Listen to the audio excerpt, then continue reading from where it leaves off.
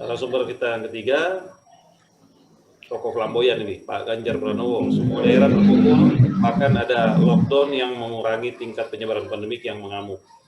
Tapi ada beberapa kepala daerah dengan tenang yang jernih menyusun strategi menyelamatkan rakyatnya agar keluar dari krisis ini.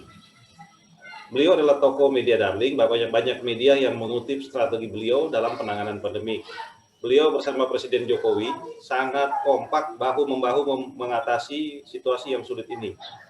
Ujian yang akan dihadapi oleh para pemimpin yang selalu bersama rakyat. Begitu kami berikan kesempatan buat Pak Gubernur Jawa Tengah, Pak Ganjar Pranowo. Pak Ganjar, selamat sore, Pak. Ya, selamat sore. Ya. Untuk memberikan gambaran tentang kesulitan apa yang terjadi di tahun 2020, kiat-kiatnya seperti apa untuk keluar dari krisis ini. Terima kasih, waktu dan tempat kami persilakan 15 menit buat Pak Ganjar. Terima kasih, Bang Zul. Ya.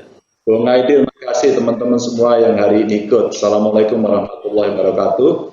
Selamat sore, salam sejahtera untuk kita semua. Om Swastiastu, Namo Buddhaya. Saya punya slide yang mungkin dengan cepat nanti bisa menggambarkan. Dan mudah-mudahan semuanya akan bisa membaca slide saya.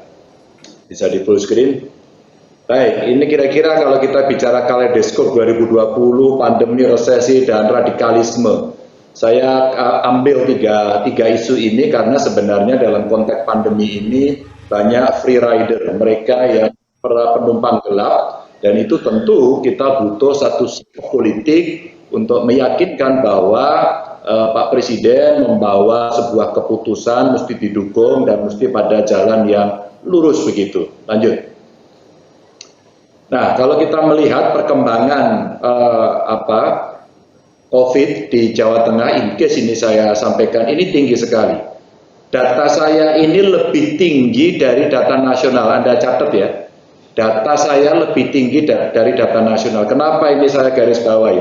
Ini adalah fakta, ini adalah realita.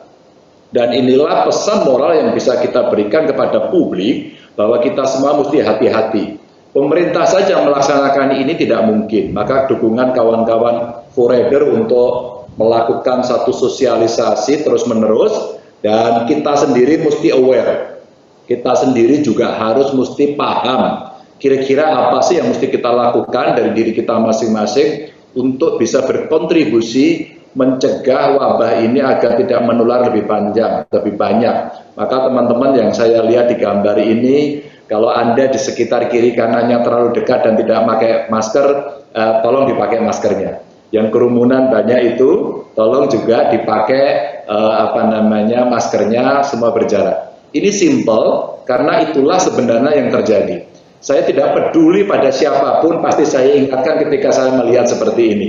Maka tadi ada yang saya lihat, tengok kiri, tengok kanan, jaraknya sangat dekat, maskernya dicopot, tolong diperhatikan betul pada soal ini. Maka teman-teman itu ada gambar Junior Abi itu namanya ya. Itu lagi kumpul-kumpul, pastikan semuanya berjarak, pastikan semuanya menggunakan masker. Nah, gambar ini saya sampaikan kepada kawan-kawan untuk menunjukkan bahwa antara yang suspek, terkonfirmasi, yang dirawat, isolasi, yang discharge, yang probable, yang meninggal, semuanya kita tulis. Data ini menjadi penting karena Jawa Tengah pernah diomongkan oleh pusat, sebuah institusi resmi yang juga milik pemerintah menyampaikan Jawa Tengah tertinggi se-Indonesia dan angkanya 2000 sekian. Kami belum pernah mendapatkan angka seperti itu. Maka clearance kami lakukan. Sekali lagi, saya tidak pernah peduli siapapun. Anda salah, Anda saya ingatkan, saya salah, saya akan minta maaf. Nah, maka gambaran ini untuk menunjukkan kepada kita semuanya bahwa kita mesti melakukan koreksi yang benar terhadap dukungan yang kita berikan. Pak Jokowi itu memberikan keputusan sudah sangat luar biasa. Tadi sudah cerita semua, insentif ekonomi diberikan, bantuan sosial diberikan sampai jadi masalah kan? Lalu kita, terus kemudian ada lagi yang diberikan dalam bentuk peralatan-peralatan kesehatan semuanya. Kita mesti menjaga apa yang menjadi keputusan orang yang kita dukung. Maka dalam konteks data ini pun saya langsung telepon Menteri Kesehatan, telepon dengan Pusdatin, telepon dengan semuanya. Agak capek sih, tapi ya menurut saya itulah yang mesti dilakukan. Dan saya harus sampaikan pada tim saya, pastikan data kita yang paling benar, bukan sok benar, tapi paling benar. Untuk apa? Untuk memastikan kondisi, dan kemudian publik akan bisa peduli pada kondisi yang ada dan mengerti persis sebenarnya COVID ini seberapa. Kita tidak boleh ngeyel, tidak boleh seenaknya sendiri. Dan Anda lihat Inggris hari ini menutup diri, Anda lihat kemudian Jerman melakukan hal yang sama, bagaimana Korea, Jepang, negara maju juga sama, dan akhirnya kita tidak saling berkunjung antar negara. Itu sesuatu yang serius. Ya. Inilah yang kemudian sampai 4 kali lebih kami harus berkomunikasi untuk memperbaiki data. Dari data inilah kemudian kita belajar banyak bahwa satu data Indonesia yang sudah ada perpres yang ditandatangani oleh Pak Jokowi belumlah beres. Maka nanti data bantuan sosial belum beres, ya kan? Nanti kita akan bicara lagi berapa orang yang sakit sebenarnya. Bapak Ibu kawan-kawan dari Koridor, saya kasih tahu. 1 bulan lalu kurang lebih ketika saya berdebat soal data, 1,2 juta data belum terinput. 1,2 juta. Apa artinya? Penjelasan ini tidak terlalu clear di publik. Maka saya orang yang ngotot betul, jelaskan dengan baik berapa real hari ini dan berapa data delay. Dan delay itu boleh untuk disampaikan agar publik tahu, oh masih ada yang dikonfirmasi. Nah inilah PR besar sebenarnya dalam konteks pandemi, tidak semudah yang diomongkan, yang disampaikan oleh para netizen dan sebagainya. Nah saya menghadapi situasi itu. Next. Maka teman-teman saya ingin sampaikan klaster COVID yang luar biasa sekarang rumah tangga. Tahu artinya? Kita pergi kemanapun, kita balik, rata-rata kita tidak punya SOP. Kita merasa tahu, kita merasa pede bahwa diri kita sehat, padahal belum tentu. Maka masuk rumah, jangan sentuh apapun kecuali cuci tangan. Jangan bergerak dulu kemana-mana, langsung ke kamar mandi, mandi bersih, cuci semua pakaian. SOP yang paling sederhana. Begitu ada gejala-gejala, batuk, pusing, dan sebagainya, atau mungkin teman kita positif, tidak usah panik, kita ngetes diri aja. Itu cara yang paling gampang. Ini klaster rumah tangga. Kedua, klaster pondok pesantren, klaster tempat kerja, klaster ASN TNI, klaster sekolah, bahkan klaster nakes yang terakhir. Ini saya sampaikan agar kita bisa berkontribusi sebagai pendukung Jokowi. Sehingga dalam kaleidoskop ini, ketika Pak Jokowi itu tidak cukup mudah untuk bisa menyelesaikan, maka kitalah yang harus berkontribusi. Nah, saya tentu saja sebagai pendukung Pak Presiden, dan kami bicara langsung juga dengan beliau, jangan bebani Presiden.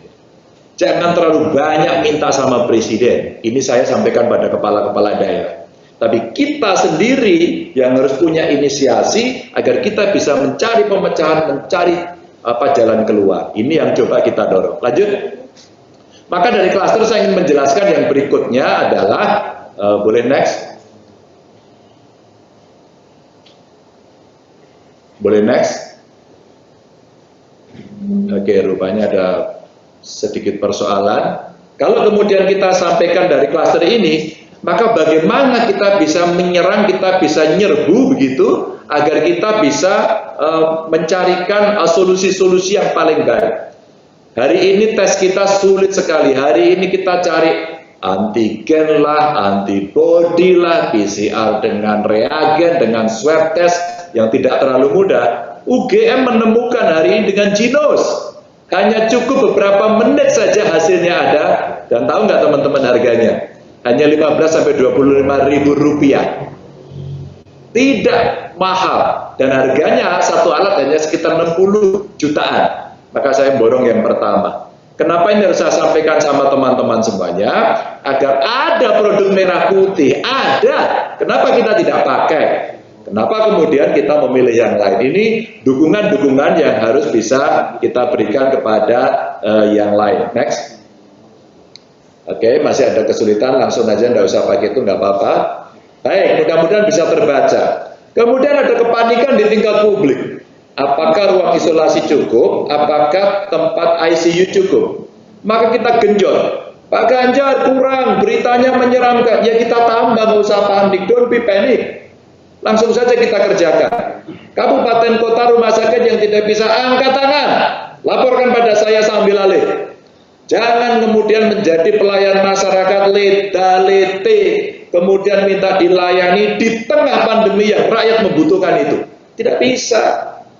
Saya gondok betul kemarin ketika kita bicara, seorang kepala dinas mengatakan, Pak Gubernur, kami sudah kapasitasnya nggak cukup. Ya Anda tambah dong. Pak Gubernur, kami nggak punya anggaran, kami nggak punya tempat. Anda cari dong. Tapi kalau saudara tidak bisa, lemparlah handuk kepada saya. Buat apa kemudian rakyat bayar Anda dan kita tidak bisa berinovasi dan berkreasi?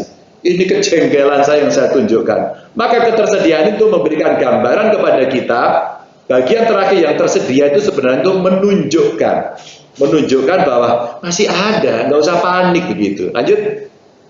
Maka Bapak Ibu teman-teman, kondisi rumah karantina kita buatin di beberapa tempat. Saya punya asrama haji kita bikin ya, kapasitasnya gede dan ternyata pasien yang kita rawat 316 selesai isolasi pulang nggak pernah penuh. Kami punya tempat diklat pun kita pakai nggak pernah penuh gitu kan. Kami punya tempat untuk balai latihan pertanian belum dipakai. Belum bisa digunakan. Ada hotel di Kota Semarang ini selalu penuh karena memang tidak banyak kapasitasnya. Nah, ini contoh-contoh sebenarnya cara kita yang lebih kreatif untuk membantu Pak Jokowi bagaimana di tingkat lokal kita menyelesaikan persoalan itu. Lanjut. Nah, kemudian kita menyiapkan. Pak Presiden sudah siap. Kalau tidak salah beberapa waktu lalu Pak Presiden dikritik oleh seorang ustadz. Dia sampaikan, Pak Presiden, ya kalau Anda mau ngetes rakyat, ya Anda dulu yang pertama. Kalimat itu sebenarnya adalah narasi-narasi yang negatif. Nah, ini yang sangat berbahaya. Kenapa? Maka pemerintah kemudian didistorsi yang seolah-olah tidak kredibel, seolah-olah mau menyengsarakan rakyat.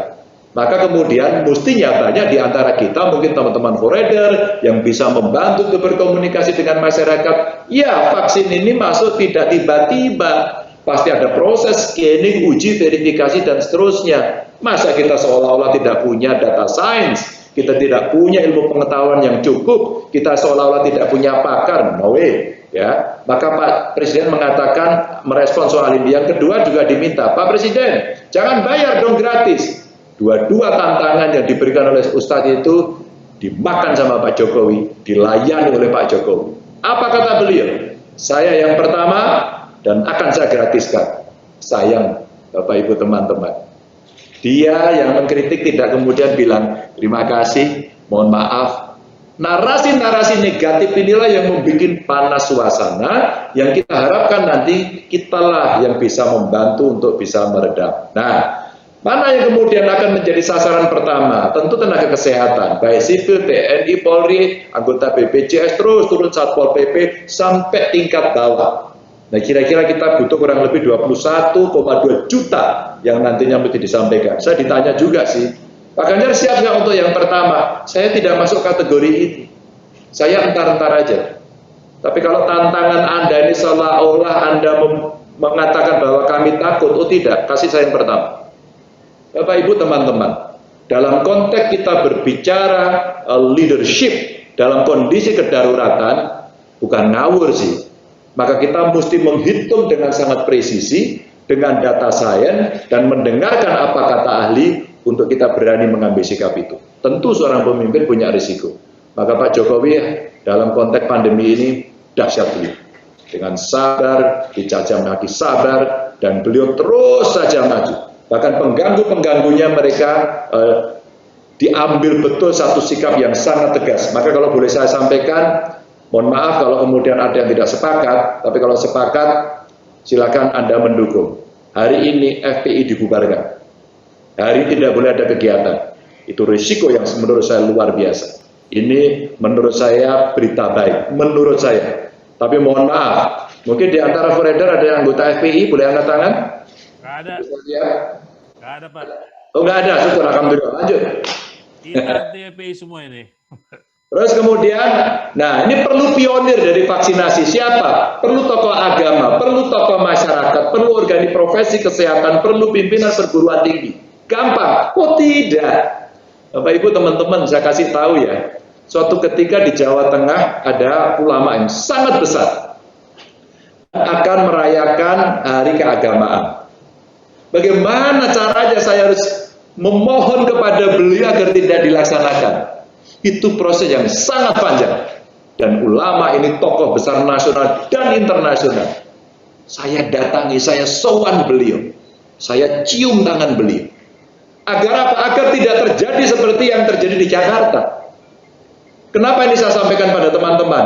Jangan menyepelekan, dan ini tidak semudah yang diomongkan para kritikus atau barangkali ya tidak punya risiko apapun, hanya sekedar ngomong. Seorang wakil ketua DPRD di salah satu kota di Jawa Tengah diproses pengadilan dan sekarang tinggal nunggu keputusan saja. Tidak pandang bulu. Maka dalam konteks inilah keseriusan itu yang membawa risiko-risiko besar harus diambil. Maka saya sampaikan, siapa yang akan menanggung risiko semua yang terjadi di Jawa Tengah? Namanya Ganjar Pranowo. Saya akan mengambil risiko itu dan saya yang bertanggung jawab. Jadi silakan pukul kepada saya semua, tapi jangan pukul nakes, jangan pukul staf saya, jangan pukul Kapolda, Pangdam, pukulnya Ganjar saja. Kenapa ini saya sampaikan pada teman-teman? Agar kemudian kita tidak menambah hiruk pikuk pada situasi yang sulit. Maka benar juga, ketika kita tidak bisa berkontribusi positif untuk bangsa dan negara ini, minimal kalian diam dan tidak mengganggu. Nah, Forader saya kira akan sangat bisa membantu itu untuk membuat gelombang ini tidak terlalu tinggi. Gelombangnya ada, tapi ya rata-rata air. Bukan kemudian menjadi tsunami politik yang sangat besar. Pionir vaksinasi ini penting untuk menjadikan contoh kepada kita semua. Bahkan sampai hari ini pun masih ada yang tidak percaya sama COVID. Nggak ngerti saya. Lanjut. Nah, bagaimana kemudian kita mempersiapkan semuanya dalam kondisi seperti ini? Pak Presiden sudah menyampaikan, oke, kita ambil semuanya. Kita ambil dari Tiongkok, kita ambil dari Eropa, kita ambil dari Timur Tengah, kita ambil dari Amerika, hanya untuk bisa memenuhi. Dan sekarang masih ongoing proses, apa yang disebut sebagai vaksin merah putih. Jangan salah loh teman-teman, kita punya. Maka kalau tadi di awal disampaikan dari sisi ekonomi, Indonesia it's not bad. Tapi kita the best juga tidak. Tapi dibanding dengan Amerika, dibanding dengan Singapura, kita jauh lebih baik. Bahkan Perdana Menteri Malaysia, mereka menyampaikan, dia sampaikan bahwa baru kali ini loh, dalam situasi yang seperti Indonesia menang dari Malaysia, itu sebuah pujian yang dahsyat. Tapi kenapa kemudian di antara kita tidak saling mendukung untuk memberikan narasi positif? Maka Pak Muldoko tadi menyampaikan cerita yang menurut saya benar adanya. Ya, kita dalam satu keranjang yang sama, kita dalam dukungan yang sama, tapi kita penting untuk berkomunikasi dengan lawan politik kita. Ingat ya, Pak Jokowi memberikan sinyal baik. Sinyal baik apa? Berbangsa dan bernegara. Apa itu? Rekonsiliasi. Pak Prabowo masuk, Sandi masuk. Apa sinyalnya? Ini sinyal kebangsaan. Mungkin para pendukung gondok, mungkin marah. Tapi ini yang terbaik yang bisa dilakukan. Saya kira Pak Presiden, Pak Jokowi sedang meletakkan dasar berbangsa dan bernegara yang baik. Itu sungguh statementship, sikap kenegarawanan yang luar biasa. Pasti tekanan beliau sangat luar biasa. Nah, banyak yang tidak suka, banyak yang masih pengen dapat jabatan, kenapa tidak saya, kenapa dia, dan sebagainya. Nah, inilah yang saya suka pada seorang sosok Jokowi. Berani dihadapi, tapi berbicara panjang ketika kemudian negara ini masih akan menghadapi situasi yang sulit. Ingat 2021 belum gampang loh ya. Keterpurukan ekonomi ini baru pelan-pelan rebound. Baru pelan-pelan rebound. Sementara Eropa, Amerika nampaknya sudah ada second wave. Sudah ada second wave pada konteks pandemi ini. Dan kita belum second wave. Kita belum. Ini the first wave saja belum selesai. Artinya betapa dukungan masyarakat masih sangat dibutuhkan. Nah, inilah persiapan vaksinasi. Ketika Menteri baru, Pak Budi Menteri Kesehatan baru sudah komunikasi dengan saya secara langsung via daring. Kita nyiapkan, Pak Gub, tolong dibantu di daerah. Siapa Menteri? Saya sampaikan. Maka kita membentuk kelompok kerja, kita antisipasi risiko dari isu ini untuk komunikasinya, kita kuatkan SDM, semua kita latih, kita data hati-hati biar nanti tidak keliru. Terus kemudian ada komite daerah yang kejadian ikutan pasca imunisasi, dampaknya diteliti, termasuk rencana distribusi. Nah, inilah yang penting. Maka beberapa anak muda kemarin datang kepada saya, Pak Gub, saya akan bantu sistem antri dengan aplikasi. Menurut saya ini keren. Maka kalau ini bisa kita sampaikan semuanya ke beberapa titik yang kita akan lakukan vaksinasi, ini akan menjadi semangat baru. Meskipun tentu vaksin ini bukan tunggal.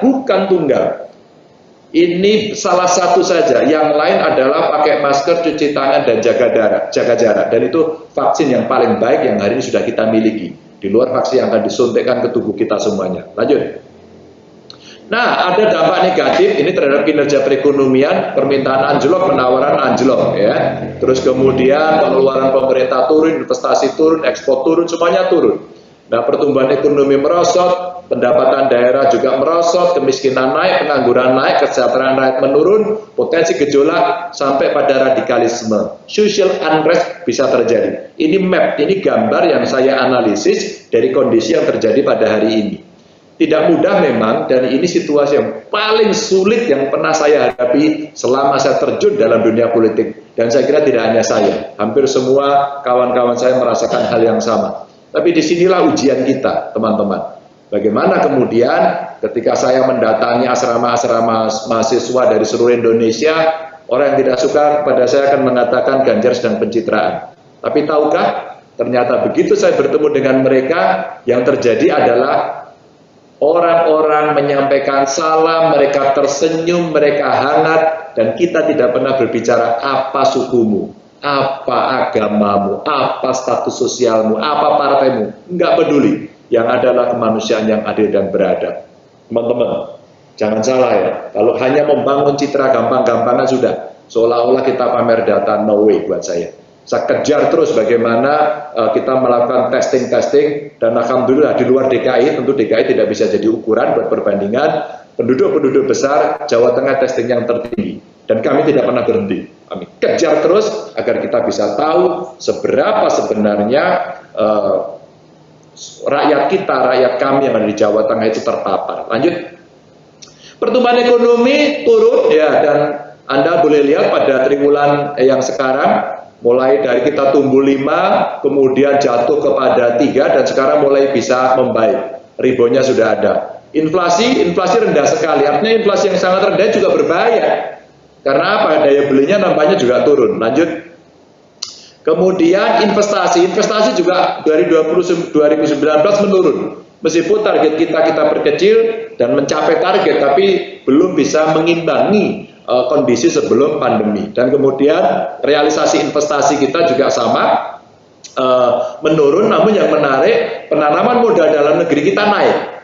Jadi ketika asing kemudian tidak masuk, kita genjot yang penanaman modal dalam negeri, dan itu naik. Disinilah kemudian juga kita mendorong UMKM, tadi Pak Teten sampaikan, dan kami mendorong adanya entrepreneur baru. Maka entrepreneurship ini kita dorong, dan kemudian startup bisnis kita kembangkan. Maka mereka butuh pelatihan, mereka butuh pendampingan, dan mereka butuh akses modal. Saya punya bank, namanya Bank Jateng. Di samping tadi yang disampaikan oleh pemerintah pusat berbagai fasilitas, dari kami kita berikan dorongan, kita berikan dukungan. Ya sambil kekinian begitu, maka setiap minggu saya jualan di Instagram saya dengan hashtag Lapak Ganjar. Itu hanya sesuatu yang kami dari hobi, kemudian follower saya lumayan, maka coba kita kembangkan dengan satu harapan masyarakat akan bisa bermain dalam ruang yang konkret, yang tidak rumit, mereka tetap work from home, dan mereka punya karya yang bisa dijual. Ternyata beberapa di antaranya cukup bagus. Lanjut. Nah, ini timeline bagaimana kita akan menyelesaikan persoalan. Maret ini ada pra-pandemi, pembangunan berjalan normal saja, tapi Maret sampai Juni ini ada masa tanggap darurat, refocusing terjadi, pemulihan ekonomi terjadi, Juli Desember kita transisi, ya, ada perubahan anggaran dan sebagainya, sampai 2021 tadi disampaikan persis, ini adalah masa recovery dari dampak yang ada. Ada APBD murni, ada APBN, ada vaksin, ada undang-undang cipta kerja. Yang sebenarnya inilah instrumen-instrumen yang oleh seluruh kepala daerah mesti dimanfaatkan untuk mengoptimalkan, sehingga nanti di 2021 vaksin masuk, ekonomi mulai akan menggelinding lebih bagus, mudah-mudahan lebih cepat, dan kemudian kita menyiapkan segala sesuatunya terkait dengan itu. Lanjut. Nah, potensi terjadinya radikalisme dan terorisme, kenapa ini saya singgung sedikit? Karena sudah terjadi, Bapak Ibu teman-teman, sudah terjadi. Apa yang menjadi teriakan mereka, apa yang menjadi agenda mereka dari undang-undang cipta kerja saja, demonya turunkan presiden. Ini kalau zaman Orde Baru sudah subversif, sudah subversif. Maka mulai pendekatan-pendekatan yang kita lakukan sampai dengan kita keputusan yang mesti kita ambil pada suatu ini prosesnya panjang sekali karena memang penduduk kita mayoritas dan ini muncul gerakan-gerakan radikal kanan meskipun yang kiri juga ada. Kemudian WNI yang berjihad di luar negeri pulang ke Indonesia memunculkan bendera radikalisme dan saya sudah berkomunikasi langsung, Bapak Ibu teman-teman boleh follow Instagram saya, boleh subscribe di YouTube saya tampilkan agar kemudian itu bisa menjadi edukasi kepada publik bagaimana kemudian kita mensikapi situasi ini. Dan ex-napiter itu mengaku kok mereka bagaimana eksklusivitas dibangun mulai ruang-ruang kecil, bagaimana diajari untuk tidak percaya pada negara, setelah itu tinggalkan orang tuamu, terakhir berontak ngebom. Itu real. Dan kami berjejaring dengan kurang lebih 300 sampai 400 mereka yang sudah sadar dan kembali ke pangkuan Ibu Pertiwi. Ini saya sampaikan pada teman-teman. Itu bukan omong kosong dan itu sesuatu yang real. Kesenjangan sosial, ekonomi, pandangan politik yang kadang-kadang membuat mereka mengambil sikap. Maka biasanya kalau dalam jabatan politik, kalau masih dipakai dukung, kalau sudah nggak dipakai, nah baru marah-marah. Marah-marah nggak bisa di ruang publik, dia ambil ruang digital, maka menggunakan fungsi medsos, kemudian menjadi YouTuber, dan kemudian mari kita pukuli pemerintah. Itu cara kita melihat konten-konten yang sekarang muncul di mereka. Nah, kualitas SDM mesti kita tingkatkan agar bisa menyaring, agar bisa memilih dan memilah, yang mereka akhirnya punya benteng yang kuat. Benteng yang kuatnya gampang kok, benteng kuatnya pasti Pancasila. Udah deh, kalau Pancasila pasti agamis, religius, karena berketuhanan yang Maha Esa. Pasti punya rasa kemanusiaan yang adil dan beradab. Ini pasti-pasti semuanya. Lanjut. Maka potensi kerawanan, ini yang terakhir ingin saya sampaikan, menjelang tahun baru ada fluktuasi harga pangan, di Jawa Tengah nggak terlalu tinggi, cabenya aja sekarang naik tapi telurnya turun gitu. Rupa-rupanya suplainya memang kurang dan biasa, karena panennya juga di masa-masa musim hujan ini agak berkurang. Maka sebenarnya kalau kita bicara proses produksi, produk-produk olahan dari cabai, mesti kita teruskan sampai menjadi turunan-turunan ya, sambal instan lah, sambal kering lah, macam-macam yang lidah kita mesti terbiasa untuk tidak makan cabai yang segar. Nah, ini contoh aja dari cabai ya. Arus mudik dan arus balik ini yang bisa membawa penyakit juga, bencana alam dan non alam yang masih terjadi. Ini sweeping ini mudah-mudahan sekarang tidak ada lagi karena polisi sudah bertindak dengan sangat ketat dan kita dukung penuh. Ada tindakan terorisme yang hari ini menurun. Alhamdulillah cerita Natal kemarin menarik, tenang, menyejukkan dan tidak ada cerita-cerita yang lain. Artinya kita bekerja sama dengan sangat luar biasa. Dan kejahatan konvensional yang masih berjalan karena mereka terimpit kemiskinan, maka sekarang banyak cara orang melakukan tindakan-tindakan kriminal. Sampai mereka ada yang berburang sepedaan, diambil handphonenya karena sakunya ada di belakang. Atau mereka menjadi begal handphone, begal sepeda, ini yang hari ini terjadi. Next. Maka Bapak Ibu, teman-teman, ini upaya yang mesti dilakukan, kerjasama multisektor yang terintegrasi. Saya kira Forader punya kemampuan soal ini, karena jejaringnya cukup banyak, sehingga bisa menguatkan jejaring networking ini untuk bisa mengoptimalkan fungsi dukungan kepada Pak Presiden. Lakukan program deradikalisasi nasional yang menggandeng ex-napiter yang tadi saya ceritakan, sudah mulai berjalan dan kegiatan dengan seluruh elemen masyarakat untuk melakukan sosialisasi. Saya kira saya sudah lebih dari 15 menit, tidak bagus kalau saya teruskan, mudah-mudahan yang sedikit melebar ini bisa memberikan gambaran bagaimana kesetiaan kita pada yang kita dukung Pak Jokowi, tapi juga kita punya tanggung jawab yang sangat besar, wabil khusus ya, kepada merah putih ini. Makasih teman-teman, jaga kesehatan. Assalamualaikum warahmatullahi wabarakatuh. Terima kasih Pak Ganjar. Kalau dengar pengarahan Pak Ganjar, jangan 15 menit, 1,5 jam juga masih lanjut Pak. Jangan. Terima kasih Pak Ganjar. Pak Ganjar, terima kasih. Terima kasih ya, Bang Aidil, terima kasih. Bang Zul, terima kasih dan teman-teman semua yang hari ini hadir. Terima kasih Pak. Pak Ganjar. Sampaikan salam buat teman-teman yang lain ya. Habis ini Mbak Risma ya. Ya nanti Mbak Risma bisa menjelaskan lebih baik reformnya di Kemensos. Kita dukung ya. Ya. Saya kembalikan pada Bang Zul. Ya, siapa? Pak- Mungkin Bung Aidil mau mandu Pak- tadi. Iya. Enggak, Pak Ganjar. Apa namanya, teman-teman foreigner ini mau ingin teruskan apa namanya itu bantuan sembako yang untuk Jabodetabek, Pak ya. Nah, ini teman-teman ada aspirasi teman-teman ingin melanjutkan itu, Pak. Belum. Dan Untuk 2021 belum. Perbaiki. Belum, Bung Aidil, belum. Jadi untuk 2021 belum. Jadi saya cerita dulu. Kenapa saya memberikan bantuan itu? Jadi ceritanya begini. Ketika terjadi lockdown, ketika keputusan seorang kepala daerah melockdown daerahnya atau PSBB nama kita, sudah semestinya bertanggung jawab siapapun yang ada di situ. Negosiasi saya sangat lama sekali pada saat itu. Dan kepala daerah itu sebenarnya sahabat saya, teman kuliah saya. Nah, karena waktu itu janjinya seluruhnya bisa didaftar di rumah tangga, di RT maksud saya, mohon maaf, di RT-nya kemudian ditolak.